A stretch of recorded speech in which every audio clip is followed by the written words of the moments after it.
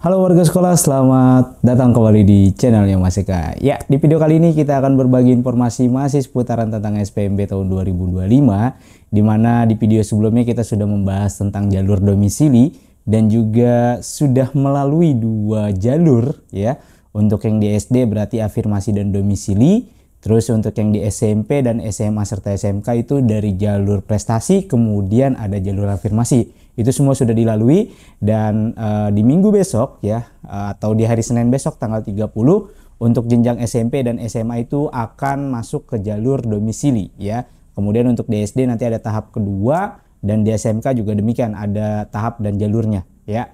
Nah, kali ini kita akan membuat simulasi untuk di jalur domisili. Kenapa Mas Eka buatkan simulasi untuk di jalur domisili ini? Karena di jalur domisili untuk di jenjang SMP dan SMA ini kuotanya cukup besar ya. Karena di video sebelumnya di domisili itu Mas Eka sudah menyampaikan bahwa jantung atau roh dari SPMB 2025 itu ada di jalur domisili. Jadi kalau di domisili ini gagal, ya peluangnya akan semakin kecil untuk bisa ada di negeri atau bisa masuk di sekolah negeri melalui SPMB tahun 2025 ini. Jadi manfaatkan benar-benar untuk di jalur domisili SMP dan SMA di tahun 2025 ini. Lalu bagaimana simulasinya? Kita akan berbagi informasinya. Tapi sebelum itu untuk para warga sekolah yang mungkin baru menemukan channelnya Mas Eka nih, silakan subscribe dulu channel ini untuk mendukung channelnya Mas Eka agar bisa berkembang lagi dan bisa memberikan informasi-informasi terupdate kepada para warga sekolah. Oke, langsung aja yuk kita bahas.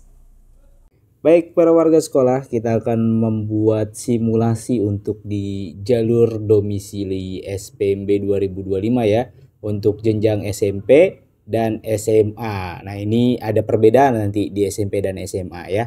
Oke, langsung next saja yuk.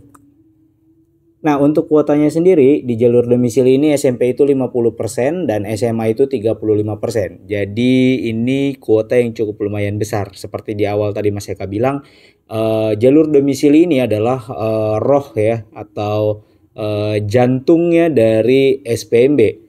Jadi kalau misalkan kalian tidak lolos di jalur ini ya, maka peluangnya akan semakin kecil kalian bisa masuk di negeri ya, di SMP negeri ataupun di SMA negeri ya. Jadi ya yang menentukan adalah di peluang sini, di domisili ini. Kalau di domisili ini kalian terpental atau tidak masuk, maka akan semakin kecil sekali peluangnya. Karena untuk di tahap keduanya, untuk yang di SMP, SMA dan SMK itu hanya sisaan ya. Jika ada tersisa dari jalur-jalur sebelumnya baru dia dibuka. Tapi kalau misalkan tidak ada sisaan maka tidak bisa dibuka atau tidak akan dibuka. Makanya peluangnya sangat kecil ya. Ini SMP 50% dan SMA 35%. Oke. Next. Kemudian bagaimana cara kita melihat kuota di jenjang SMP SMA di jalur domisilinya Mas Eka? Nah, sebelum kita masuk ke kuota, Mas Eka akan mereview sebentar lagi ya. Bukan mereview sebentar lagi. Kita mengingat lagi ya tanggalnya jangan sampai kelewat ya. Untuk pendaftaran dimulai tanggal 30 ya. Dan diakhiri di tanggal 2 Juli pukul 14.00. Jadi tanggal 30 jam 8, diakhiri 14.00. Kemudian nanti proses seleksinya juga sama dari tanggal 30 sampai tanggal 2 Juli. Pengumumannya tanggal 2 Juli, proses seleksinya diakhiri pukul 14.00 dan pengumumannya di 17.00. Kemudian daftar ulang di tanggal 3 dan tanggal 4. Ini caranya sama seperti di jalur-jalur sebelumnya, baik itu jalur prestasi maupun di jalur afirmasi, caranya sama. Kalian bisa memilih 3 sekolah atau memilih minimal 1 sekolah, maksimal 3, minimal 1 ya. Nah, yang membedakan nanti untuk di jalur domisili ini sekolahnya sudah dipager atau dikotakan ya. Misalkan si Eka hanya dapat jatah 5 sekolah, ya udah 5. Si Nur dapat 6 ya, berarti 6 ya, sesuai dengan domisilinya masing-masing. Oke. Untuk yang di jenjang SMA juga sama, tanggalnya ini ya nggak ada yang berubah ya. Jadi kalau misalkan ada yang bilang tanggalnya berubah, bohong ya, ini tanggalnya masih sama ya. Oke. Kita next, ini tanggalnya udah pada tahu lah. Mas Eka hanya mengingatkan sedikit saja agar tidak lupa ya. Nah, di SMP kita mulai dari SMP dulu ya. Di seleksi domisilinya itu ya, dia menggunakan pertama ya wilayah penerimaan murid baru prioritas yang ditetapkan oleh kepala dinas. Jadi ini Wilpro-nya ya, Mas Eka menyingkatnya Wilprio-nya ya.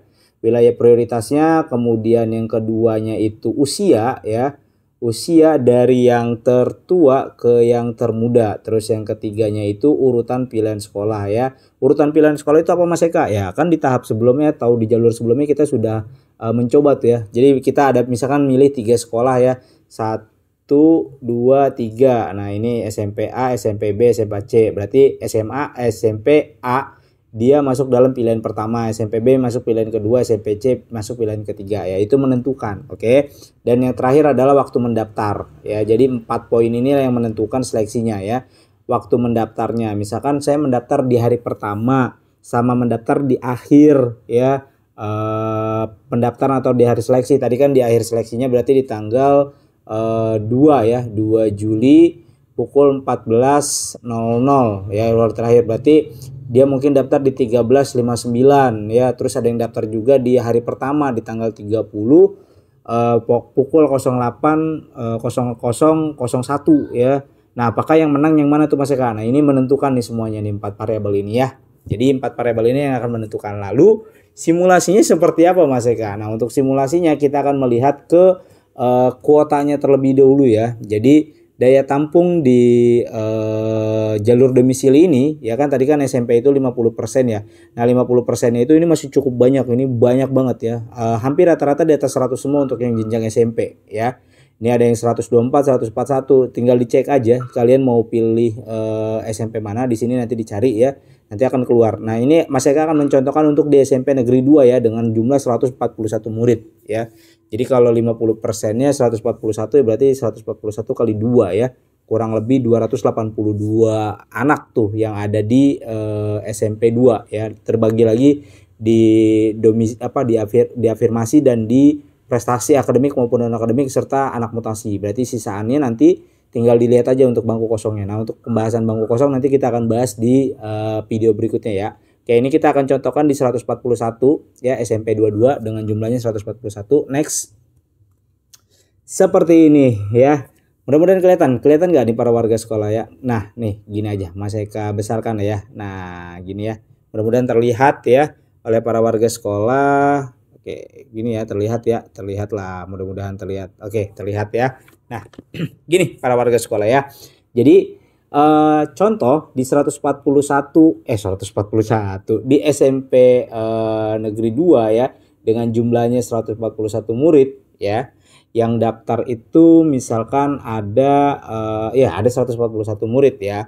Nah, ini nanti dia akan melihat berdasarkan prioritasnya terlebih dahulu ya, seperti yang tadi di depan disebutkan bahwa kan untuk SMP itu Wilpro-nya dulu ya, kemudian usia ya, kemudian yang ketiga pilihan sekolah, kemudian yang keempat itu waktu mendaftar. Nah ini ya, jadi untuk yang di SMP kurang lebih hampir sama seperti yang tahun lalu ya, dia dibatasi menggunakan wilayah prioritasnya. Kalau misalkan kemarin yang udah pada ikut di afirmasi udah nggak aneh lagi nih ya, karena banyak yang terkaget-kaget lagi afirmasi itu balik lagi ke 2 tahun sebelumnya. Tahun sebelumnya ini menggunakan nilai, tiba-tiba sekarang menggunakan jarak ya, nggak tahu lah. Nanti kita review nih, nanti setelah SPMB kita akan review ya berapa poin dari masing-masing jalur tersebut. Tenang aja, mudah-mudahan ini bisa didengar kemudian bisa menjadi masukan ya. Nah karena di sini Wilpro-nya dulu, maka diurutkan wilayah prioritasnya dulu nih ya. Wilpro-nya dulu. Jadi dikotakan dulu. Prioritas pertama akan dikotakan menggunakan prioritas pertama. Prioritas kedua juga akan dikotakan menggunakan prioritas kedua, dan prioritas ketiga dikotakan prioritas ketiga. Jadi prioritas pertama akan ditanding atau ditarungkan dengan prioritas pertama terlebih dahulu. Ya ini wilayah prioritasnya sama, maka dilihat dari usianya. Kita ambil yang pertama dulu nih ya. Ini biarin nggak bingung, karena kemarin ada yang komen, Mas Eka jangan terlalu banyak coretannya, bingung. Oke, kita hapus ya. Kita ikutin aja maunya netizen apa ya, biarin nyaman. Oke. Di sini Wilpro-nya itu tadi ya, di sini ya. Prioritas pertama ya. Nah, ini diadu nih, karena sama-sama prioritas pertama, maka dilihat dari usia. Usianya apa ya? Usianya dari yang tertua ke yang termuda. Di sini tertua 14 tahun 11 bulan 29 hari, ini sama nih Mas Eka usianya. Ya, maka nanti diurutkan yang nomor 1 yang mana nih, warga sekolah 1, warga sekolah 2. Kenapa warga sekolah 1 bisa dapat di urutan pertama padahal prioritas pertamanya sama, wilayah prioritasnya sama, usianya sama ya.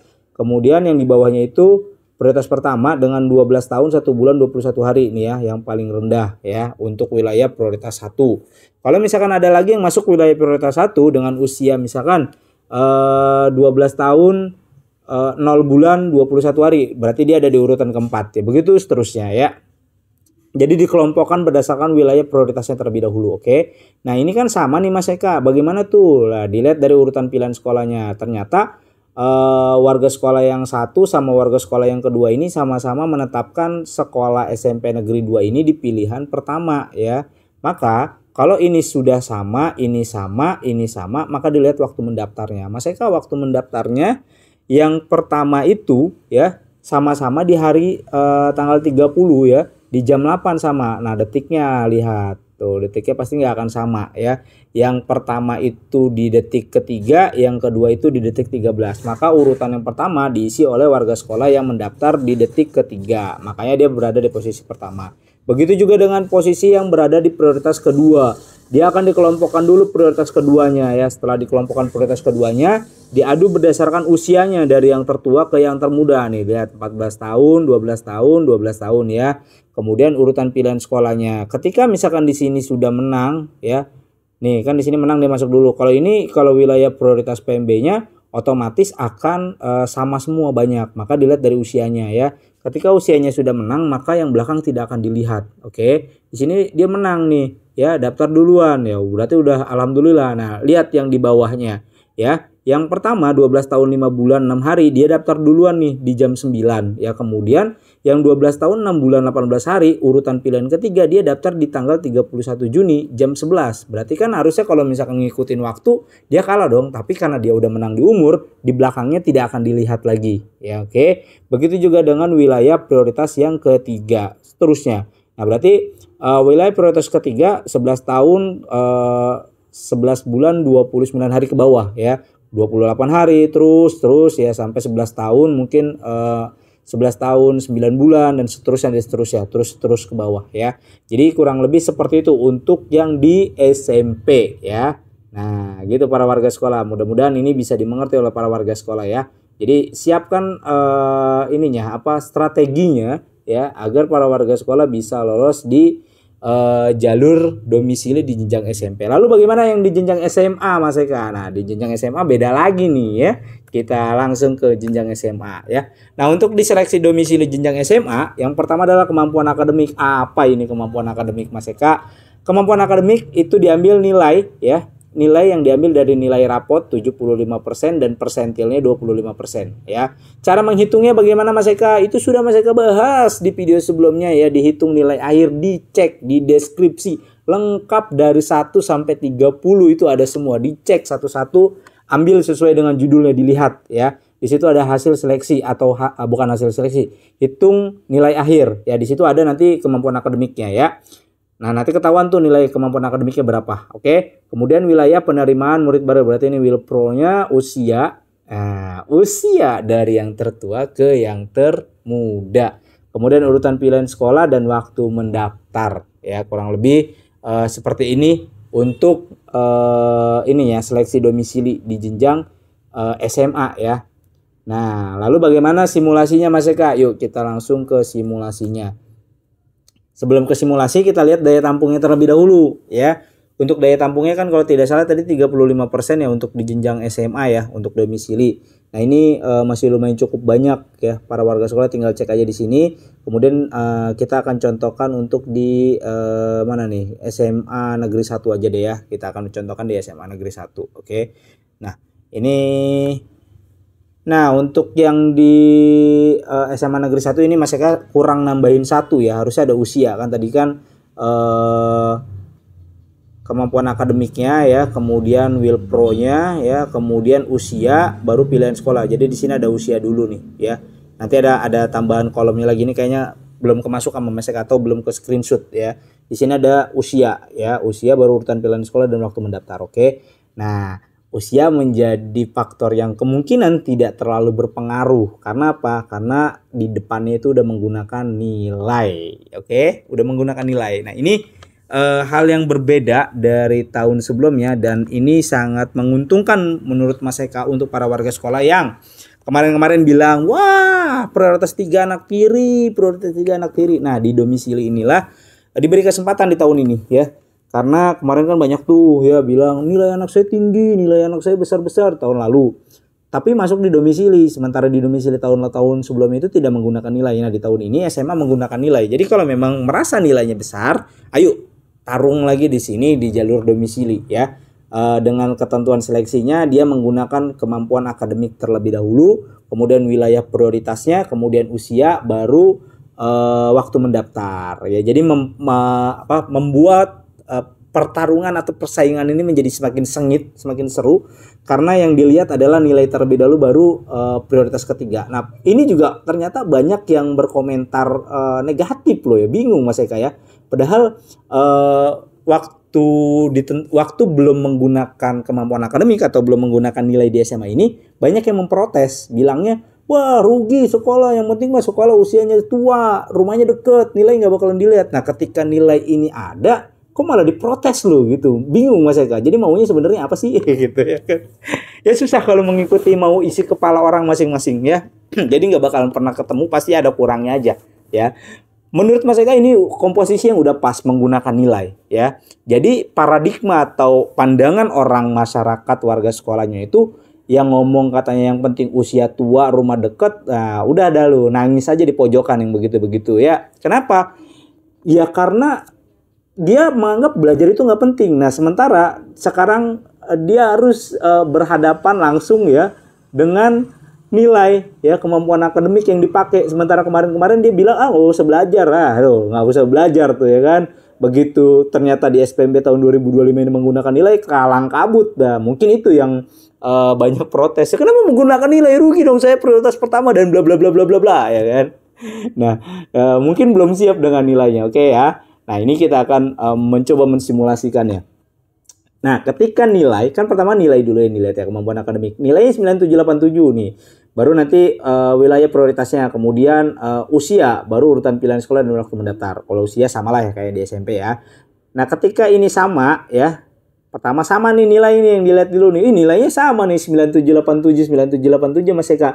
Tapi peluangnya itu kecil ketika nilai itu sama, itu kecil banget ya di ini ya, di jalur domisili ini kecil banget ada nilai yang sama, karena nggak mungkin gitu nilai sama itu kayak 1:1000 aja ya. Paling dalam tahapan itu atau dalam satu sekolah itu hanya beberapa aja yang sama gitu, nggak lebih dari 1% Mas Eka prediksi ya. Mudah-mudahan nggak meleset prediksi Mas Eka, itu nggak akan selebihnya pasti bervariasi nilainya itu ya. Nah ini ketika ada yang sama seperti ini, kita ngambil kasus ketika ada yang sama ya 9787, maka dilihat dari wilayah prioritasnya, sama-sama prioritas ketiga nih ya, dilihat dari urutan pilihan sekolahnya, baru dilihat dari waktu mendaftarnya. Yang satu daftar di tanggal 30 ya di hari pertama, dan yang satu daftar di hari kedua di last minute 13.59.00 ya. Wah nekat banget nih daftar di last minute kayak begini ya. Ya mungkin karena sudah tahu nilainya besar, oke ya. Maka urutan pertama dan kedua berada di warga sekolah 1 dan warga sekolah 2, walaupun dia berada di prioritas ketiga ya. Jadi nanti dari prioritas ketiga dilihat dari usianya nih ya. Kan di sini ada usia. Kalau usianya ternyata yang menang adalah yang wilayah prioritas 1, misalkan usia dia 15 tahun, tinggal 17 tahun ya, 16 tahun lah. 16 tahun 0 bulan 0 hari contoh ya. Terus yang warga sekolah 2 16 tahun 0 bulan 0 hari juga, sama juga, baru nanti dilihat wilayah sekolahnya. Tapi kalau misalkan usianya menang, maka urutan pilihan sekolah dan waktu mendaftar tidak akan dilihat lagi. Oke ya. Kalau usianya sama maka dilihat. Nah ini seru juga nih ya untuk yang di domisili, karena pertama di kemampuan akademik ini kecil kemungkinannya untuk sama ya. Pertama tuh ya, kecil kemungkinan untuk sama. Kemudian nanti di usia itu juga kecil untuk usia yang sama, sehingga pilihan sekolah dan waktu mendaftar itu menjadi variabel yang kayak pemanis aja gitu loh. Karena ini kan di sini nggak mungkin sama, kecil kemungkinannya. Kemudian di usia juga kemungkinannya nggak akan sama. Yang sama hanya di wilayah prioritasnya aja ya. Jadi ketika nilai sama, kemudian wilayah prioritasnya juga sama, kemungkinan besar wilayah prioritas pasti akan sama. Terus dia akan difilter lagi menggunakan umur. Nah, umur dengan nilai itu susah untuk menyamakannya. Pasti akan berbeda, akan bervariasi. Sehingga ini semakin seru ya. Jadi ketika nilai sama dilihat wilayah prioritasnya baru dilihat umurnya. Urutan pilihan sekolah dan waktu mendaftar itu kayaknya kepakainya sangat kecil sekali ya. Oke. Terus kalau nilainya nggak sama bagaimana Mas Eka? Ya udah dilihat paling gede, gede-gede nilai di sini ya. Terus seperti ini ya. Walaupun dia prioritas 3 nilainya mengalahkan prioritas pertama, dia menang berada di urutan ketiga. Lihat prioritas pertama, nggak ada diistimewahin ya. Kalau prioritas pertama nilainya rendah, akan ada di bawah prioritas pertama. Ya, nggak akan diprioritaskan maksudnya bukan nggak akan diprioritaskan gitu ya. Maksudnya nggak akan dianak emaskan di domisili ini dengan kemampuan akademik ya. Jadi paradigma yang menganggap di jenjang kemarin-kemarin bilang, wah prioritas 3 dianak tirikan, prioritas pertama dianak emaskan. Nah di jalur ini menurut Mas Eka ini udah fair banget dan suka banget dengan komposisi seperti ini gitu ya. Nggak tahu netizen itu yang lain yang mungkin nggak suka dengan nilai bagaimana pandangannya. Kalau Mas Eka sih suka dengan jalur ini ya. Sekali lagi Mas Eka sangat suka dengan jalur ini dan komposisi yang seperti ini karena ya nilai yang dilihat, kemudian wilayah prioritasnya sama, kemudian nanti akan diadu filter menggunakan usia. Oh ini seru banget. Mas Eka rasa nanti di tanggal 30 itu akan seru sekali ya. Karena akan sulit untuk memetakannya nih ya. Ini seru. Jadi kurang lebih simulasinya seperti itu para warga sekolah ya. Jadi warga sekolah yang prioritas 3 nggak perlu khawatir ketika nilainya besar, hajar, masuk ya. Sikat aja. Apalagi nilainya sama, prioritas ketiga terus usianya menang udah tuh ya. Jadi bukan lagi wilayah prioritas dengan usia aja tapi ditambahkan nilai terlebih dahulu. Ini seru ya. Oke, mungkin itu ya para warga sekolah. Mudah-mudahan bisa bermanfaat untuk para warga sekolah. Seperti itu para warga sekolah, itu tadi simulasi untuk di jalur domisili jenjang SMP dan SMA ya. Ini berbeda ya dari tahun sebelumnya. Yang mungkin di SMP itu sama lah seperti tahun lalu. Yang membedakan hanya ada di jalur SMA ini. Ini signifikan banget, dia menggunakan nilai tidak lagi melihat domisilinya. Oke, mungkin itu aja informasi yang bisa Mas Eka sampaikan. Mudah-mudahan informasi ini bisa bermanfaat untuk para warga sekolah. Mas Eka undur diri, sampai jumpa di konten berikutnya. Wassalamualaikum warahmatullahi wabarakatuh.